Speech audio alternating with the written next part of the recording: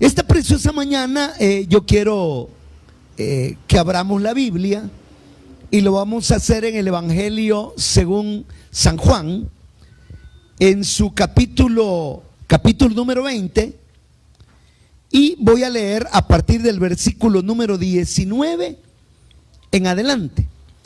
La palabra del Señor dice de la siguiente manera: cuando llegó la noche de aquel mismo día, el primero de la semana, estando las puertas cerradas en el lugar donde los discípulos estaban reunidos, por miedo, lea ahí, por miedo de los judíos, vino Jesús y puesto en medio les dijo: paz a vosotros.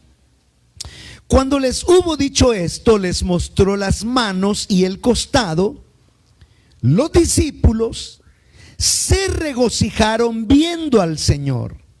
Entonces Jesús les dijo otra vez: paz a vosotros. Como me envió el Padre, así también yo os envío.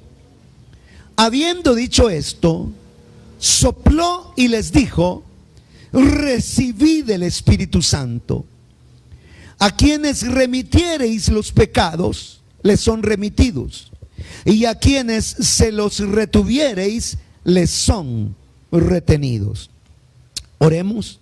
Padre que estás en los cielos, te pedimos, Dios mío, que hables a nuestra vida, que nos llenes, que nos edifiques, que todo, Señor, sea para la gloria y la honra de tu santo nombre, en Cristo Jesús. Gracias, Señor. Amén. Puede tomar su asiento, hermano amado. Gloria a Jesús. Quiero titular este mensaje que quiero compartir, un mensaje muy sencillo y muy práctico: la iglesia, dígalo conmigo, la iglesia enviada por Dios.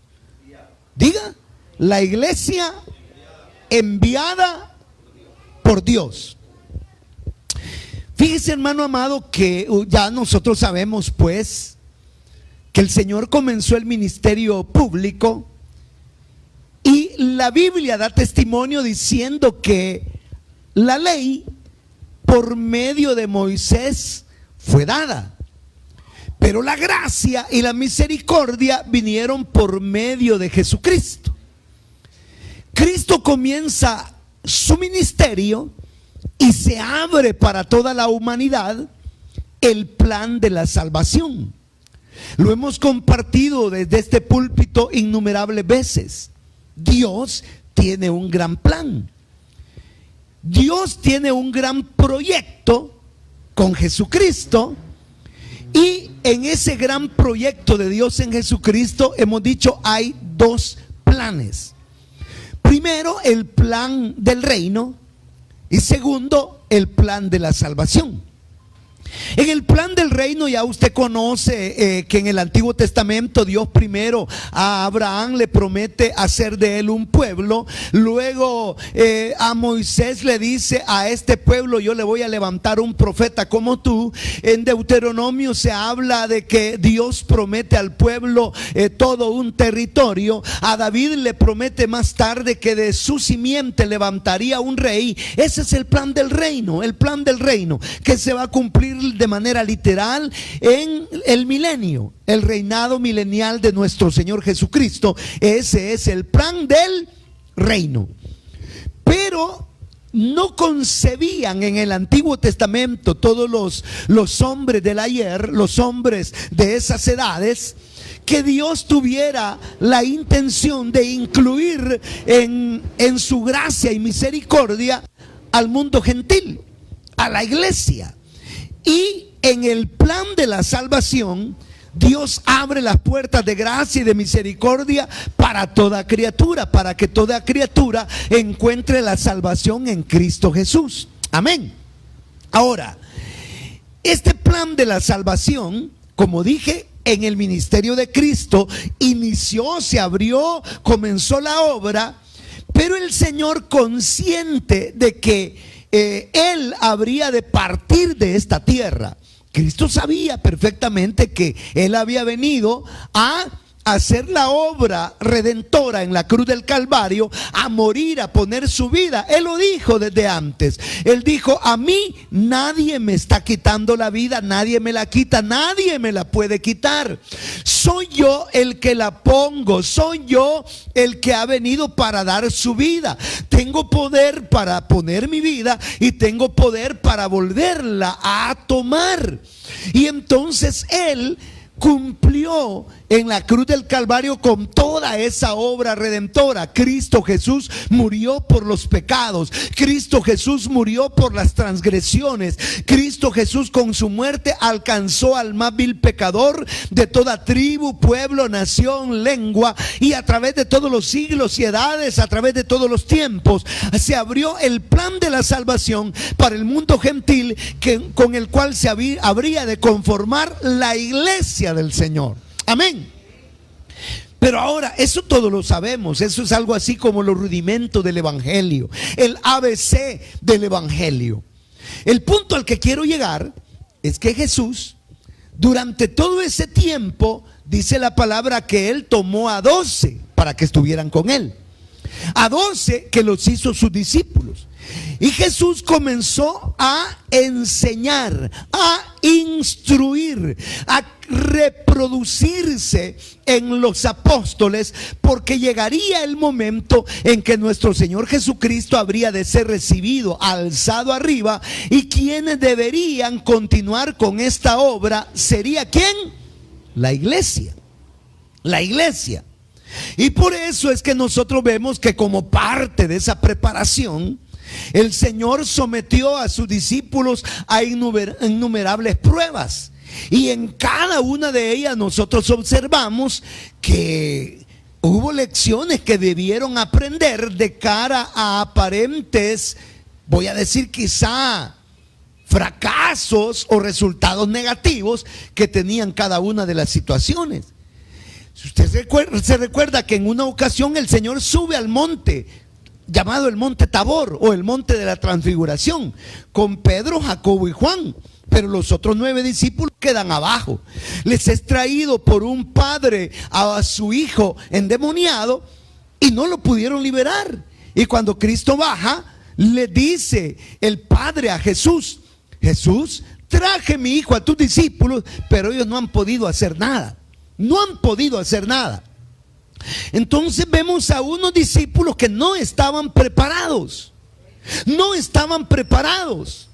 Aparte de ello, comentaba con alguien hace unos días que Jesús les dice a sus discípulos: miren, guárdense de la levadura de los fariseos, les dice.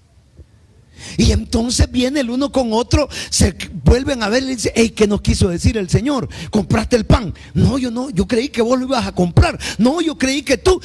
Pues por eso está enojado, porque no compramos pan, y por eso nos está hablando de la levadura. No entendían, no estaban ¿qué? Preparados. Los mete en la barca el Señor, y viene la tempestad y el mar embravecido, y ellos gritaban y ellos se desesperaban, hasta que el Señor les dice: hombres de poca fe, no estaban ¿qué? Preparados. ¿Cuántas veces nosotros nos hemos sentido que no estamos preparados? A veces no estamos, predique, le dicen a uno. No, yo no estoy preparado. A mí para predicar avíseme 21 días antes por lo menos. No estamos preparados. A los diáconos se les dice: hermano diácono, vaya a orar por ese hombre, es enfermo. No estoy preparado. Nunca estamos preparados, ni siquiera para ser responsables ante el llamamiento de Dios y las funciones y privilegios que el Señor nos ha dado. No estamos preparados. Es bien tremendo reconocerlo. Y cuando tengan fe y cuando tengan virtud o poder, añadan todavía a eso conocimiento. Si ya tienen fe y poder y conocimiento, añádanle a eso dominio propio. La idea es que cada vez demos pasos, que cada vez la senda del cristiano sea, como lo hemos dicho, como la luz de la aurora, que va de aumento en aumento, y el cristiano, pasando los días, los meses y los años, debe desarrollarse. Y aquellos que somos más viejos en el evangelio deberíamos tener una fe más robusta, una santidad más profunda, un testimonio más vivo, una vida espiritual más creciente y vivificante. Pero el problema es que muchas veces se vuelve a repetir la historia. No estamos preparados, y debería avergonzarnos. El no estar preparados debería ser una vergüenza, que no conozcamos la Biblia como debemos conocerla. Deberíamos de avergonzarnos por no doblar las rodillas como debiéramos doblarlas continuamente. Debiéramos avergonzarnos de no poder siquiera alabar al Señor en la iglesia, hermano. Ese es el colmo. Porque en la iglesia por lo menos nos ahuyentamos o nos alejamos de los distractores para que todos juntos aplaudamos, cantemos, alabemos al Señor. Pero en la iglesia, en las congregaciones del día de hoy, a la hora de la alabanza está distraída, a la hora de la alabanza le falta conciencia, a la hora de la alabanza le falta corazón para entregarse del todo y por todo al Señor. Entonces no estamos preparados. Y entonces el Señor sigue insistiendo y prepara a su iglesia, y prepara, la instruye, la capacita, hace la obra. Mire, hermano, perdóneme que diga esto, pero los padres de familia, ¿por qué nos afanamos en darle estudio a nuestros hijos? Piénselo. ¿Por qué? ¿Qué uno le dice a los hijos? Mira, hijo, no dejes de estudiar, sigue estudiando, saca las mejores notas, haz los deberes. ¿Por qué? Porque esta es la mejor herencia que yo te puedo dar. La mejor herencia que te puedo dejar es que estés preparado para la vida, que tengas inteligencia, que conozcas, que sepas, que hay en ti capacidad, que seas autodependiente, que tengas tu propio pensamiento, planes y proyectos, que seas autosuficiente para darle con todo en la vida. Y uno quiere que sus hijos estén, ¿qué? Preparados. Y los que ya tuvimos a nuestros hijos viejos, ¿verdad? Es decir, nos llegó la vejez y aún en vejez tuvimos hijos. Le decimos al Señor: Señor, dame la bendición de por lo menos dejar a este muchacho crecido, que ya saque la universidad, que sea profesional, que se valga por él mismo. Y cuando estos mis hijos ya se valgan por ellos mismos, entonces puede llevarme. Pero a uno le da tristeza pensar que uno se puede ir con los niños todavía en edad escolar o en edad de aprendizaje. ¿Por qué? Porque uno quiere que la gente se prepare. El Señor también estaba preocupado.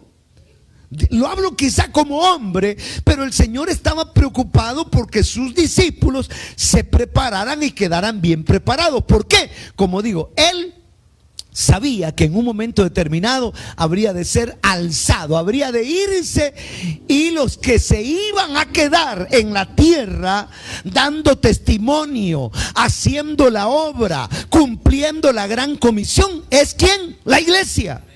Y a la iglesia se le dijo: id pues, llevad esta palabra a toda criatura. El que creyere y fuere bautizado será salvo. El que no creyere ya es condenado.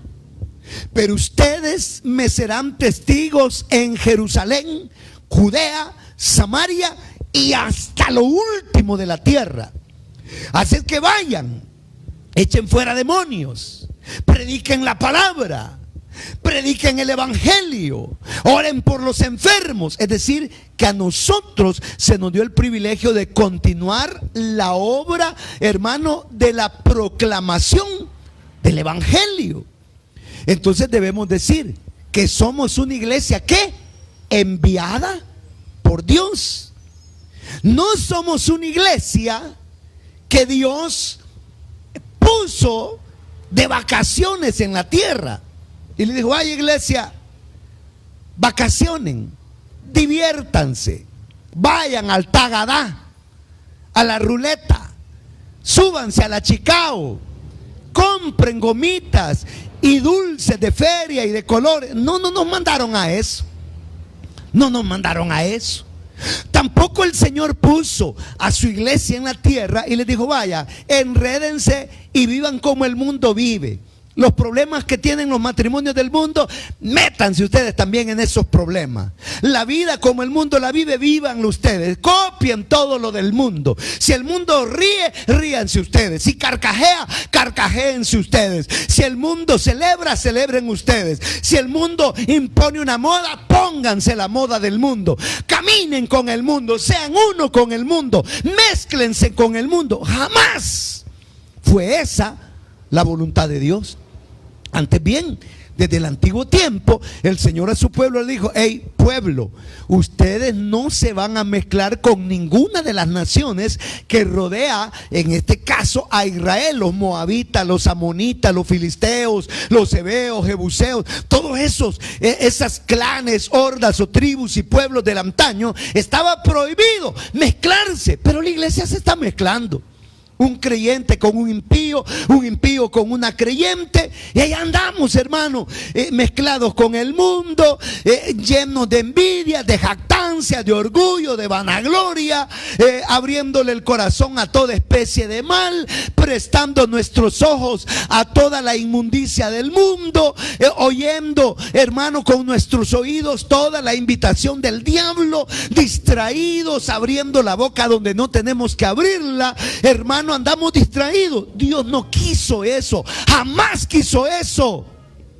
Dios lo que quiso y lo que quiere es que la iglesia sepa que ella es una iglesia enviada por Dios. Nosotros somos enviados por Dios. Entonces Dios nos envió. Pero esta porción que hemos leído, hay 2, 3 detalles maravillosos. Porque Jesús, como digo, habría de ser alzado. Y en el verso 19 que leí dice: cuando llegó la noche, aquel mismo día, el primero de la semana, estando las puertas cerradas en el lugar donde los discípulos estaban reunidos por miedo de los judíos. La iglesia tenía ¿qué? Miedo. Y todavía al presente hay una iglesia miedosa. No queremos hablar de Cristo por miedo. Al jefe no lo puedo evangelizar por miedo. A los compañeros no les puedo hablar de Cristo por miedo. En la colonia, en el vecindario, en mi residencia, no puedo compartir con mis vecinos porque tengo miedo. Miedo del que dirán, miedo de la burla, miedo de 1000 cosas. Estos tenían miedo a la persecución. Mire, hermano, a esta altura todavía hay naciones donde la iglesia es perseguida. Todavía hay naciones donde las Biblias son tratadas, hermano, como un impedimento y como una enorme falta en contra de la nación, y la Biblia es prohibida. A esta altura todavía hay naciones que matan cristianos.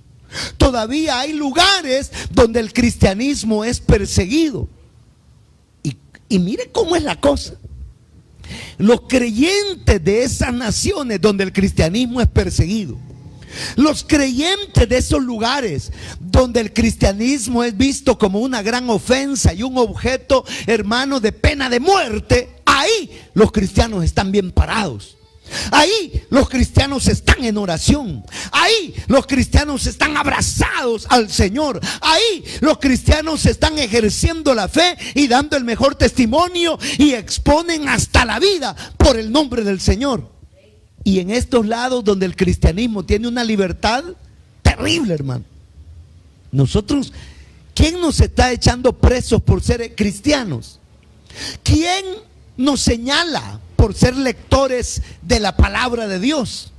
¿Quién nos critica por creer en Cristo y por creer la sana doctrina? Tenemos una gran libertad, pero ¿qué estamos haciendo con esta libertad? Aquí estaban los creyentes miedosos por las autoridades, miedosos por el mundo, miedosos por su lugar y por la amenaza. Pregunto, ¿y a nosotros qué nos amenaza, hermano? ¿Cuál es la amenaza del cristiano? ¿Cuál es?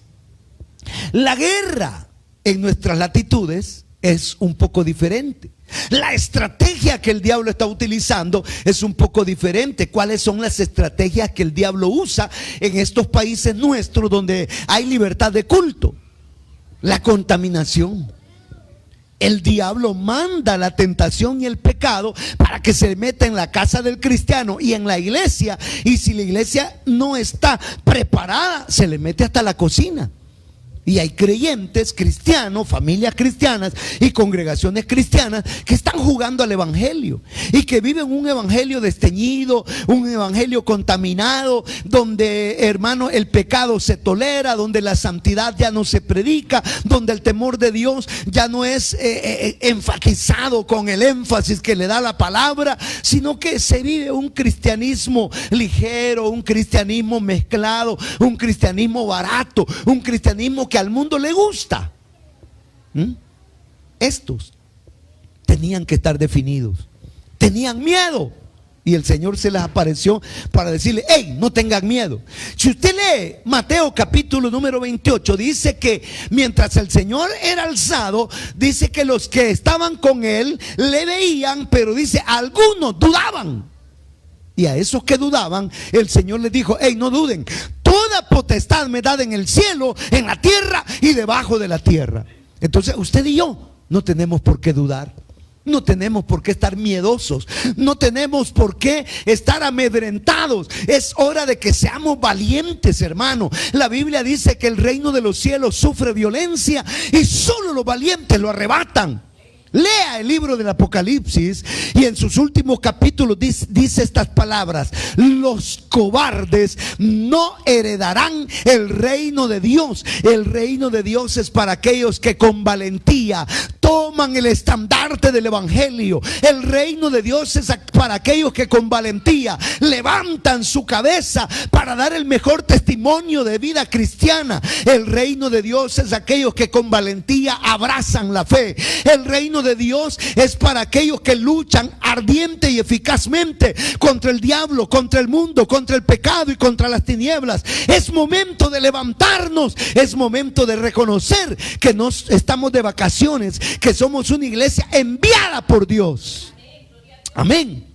Ahora, si usted lee, dice, cuando les hubo dicho esto, les mostró las manos, después de decirle: pasa a vosotros, el costado. Y los discípulos se regocijaron viendo al Señor. Díganlo conmigo. Los discípulos se regocijaron viendo al Señor. ¿Para dónde estaban viendo? A donde el Señor estaba. Eso es lo que el Señor quiere. Una iglesia enviada es aquella que no pierde de vista a su Señor. Dice el apóstol Pablo en una de sus epístolas una frase que muchos de nosotros conocemos. Timoteo dice: ninguno que milita, que se enreda en los negocios de la vida a fin de agradar a aquel que le tomó por soldado. Yo le quiero preguntar a usted que dejó su iglesia vacía este día: ¿qué andaba haciendo? No me diga que estaba en un éxtasis tras 7 días de ayuno y el ángel de Dios se le apareció y usted estuvo tan extasiado que hasta se le olvidó el culto. ¡Mentira! Usted no va a la iglesia por andar aplanando las calles, por andar abriendo la boca donde no debe. Usted no va a la iglesia por haragán. Tiene toda la semana. Descansa en la semana, pero ahí están a las 11 de la noche, a la 1 de la madrugada, sin dormir, desvelándose por películas, por placeres, por tonteras, y no tienen fuerza para dedicarle un día al Señor como Él manda, como Él quiere y como se debe. No tenemos eso. ¿Por qué? Porque hemos perdido de vista al Señor. Ya nuestra mirada no está puesta en el Señor, que dice la palabra: puesto los ojos en Jesús, el autor y consumador de la fe. Le pregunto a usted, ¿dónde tiene puesta su mirada? Le pregunto, sea sincero, sea sincero. La mirada la tenemos puesta en la riqueza, en la materia, en el negocio, en la familia. La tenemos puesta en 1000 lugares y a veces alejamos nuestra mirada. ¿De dónde? De Dios. Cuando la Biblia dice, buscad primeramente el reino de Dios y su justicia, y todo lo demás son ¿qué? Añadiduras. Yo le aseguro a usted que es comerciante, busque primero al Señor y de lo demás Dios se va a encargar. Dios se encarga de los clientes, Dios se encarga de las ganancias, Dios se encarga de la provisión, Dios se encarga de las cuentas, Dios se encarga de todo. Usted que dice que está luchando por sus hijos y por su familia, le aconsejo, ponga su mirada primeramente en el Señor. Ahí ponga su mirada y busque la presencia de Cristo. Ame a Cristo, deleítese en Cristo, regocíjese en Cristo. Deje que los brazos de Cristo le abracen y le llenen. Deje que el Espíritu Santo le sature, le nutra. Deje que la gloria de Dios le visite. Abra su corazón. Bote ya el corazón de carne, bote ya la dureza, bote ya todo lo malo y permita que el dedo de Dios le toque, hermano, que la presencia de Dios le quebrante. Y cuando usted esté lleno del Espíritu Santo, y cuando esté lleno de la promesa, y cuando esté lleno de la fe, y cuando esté lleno de la unción, todo lo demás será de bendición. Bendición en la casa, bendición en la familia, bendición con los hijos, bendición en el matrimonio. ¿Por qué? Porque nuestra mirada está primero ¿en quién? En el Señor. Pero a la iglesia se le olvida. Y por eso es que la iglesia no cumple bien su mandato. Nos enviaron a hacer la obra. Nos enviaron a ganar almas. Y lo que hacemos en lugar de ganar almas es caernos de la obra. En lugar de ganar almas, lo que hacemos es ceder a la tentación. En lugar de ganar almas, lo que hacemos es cerrar las puertas con nuestros malos testimonios. ¿Y cuánta gente hay que no quiere ir a la iglesia por el mal testimonio del cristiano, del evangélico, de aquel que tiene años de decir que es cristiano, pero da un testimonio terrible de la patada? Y entonces estamos fallando. ¿Por qué? Porque no hemos puesto nuestra mirada en el Señor. Pero esto dice que estaban regocijados viendo al Señor. Así es la conducta de una iglesia que ha sido ¿qué? Enviada por Dios. ¿Qué más dice? Dice, entonces Jesús les dijo otra vez, paz a vosotros. Como me envió el Padre, así también yo ¿qué? Os envío. Alguien dirá, este hermano va a hablar de que la iglesia ha sido enviada, que la iglesia... No, hombre, a mí nadie me ha enviado. Si los que dicen que son enviados son los pastores, que dicen que el Señor los ha llamado y que el Señor les ha sellado el ministerio y la vocación. Pero de ahí, la iglesia, no, el cristiano común, el cristiano como todos, eso no hemos sido enviados. No, ahí dice, como me envió, dice Cristo, mi Padre, así yo los envío a vosotros. ¿Quiénes eran esos vosotros? La iglesia. La iglesia. Así que yo le voy a dar una noticia, si es que usted no la sabe. Pero un día, todos los talentos, todas las bendiciones, todos, hermanos, los tesoros que recibimos de Dios, Dios nos va a reclamar por esos talentos.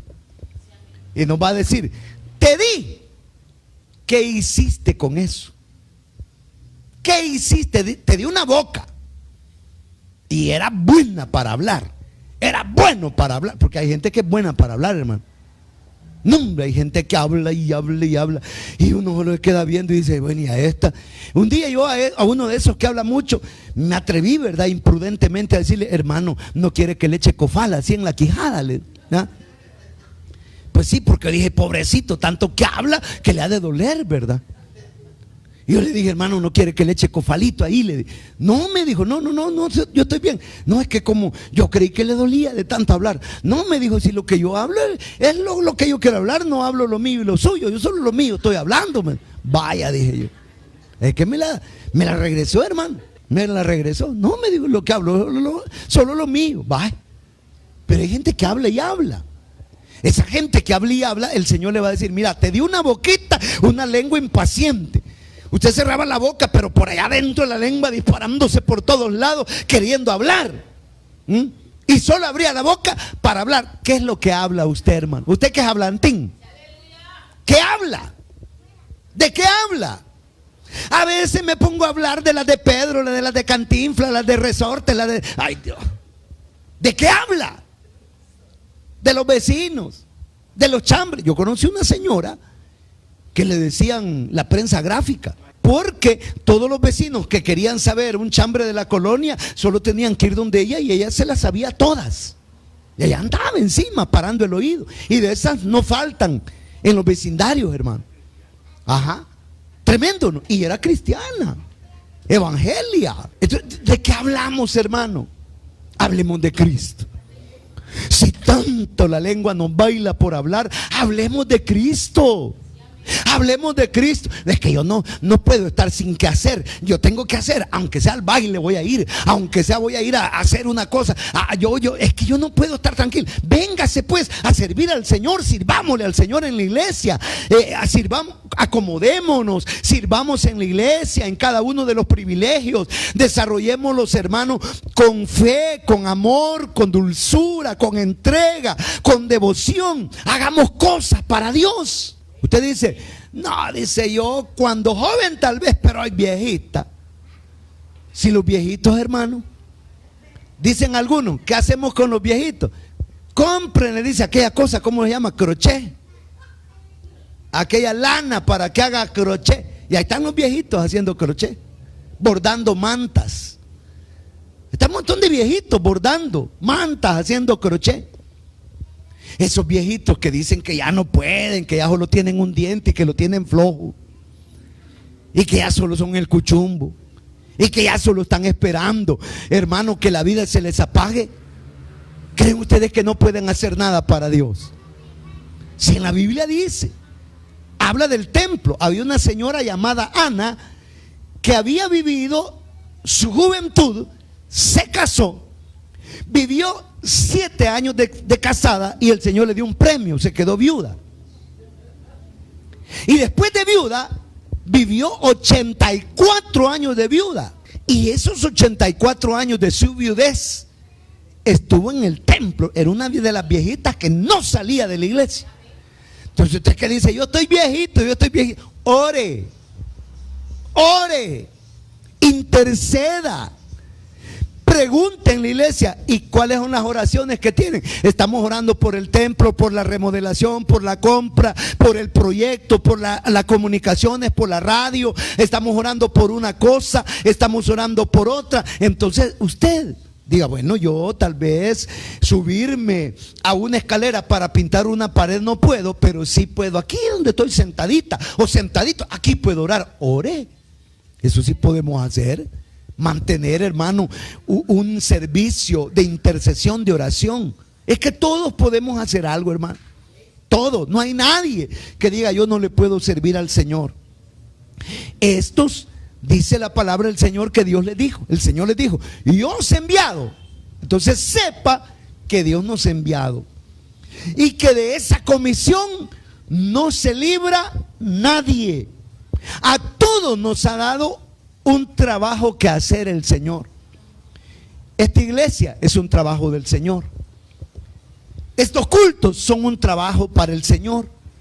Y debemos trabajar para llevar el evangelio, para ganar almas, para el crecimiento de la obra. Y debemos comprometernos primeramente con Dios, para que Dios haga cosas grandes en favor de su pueblo.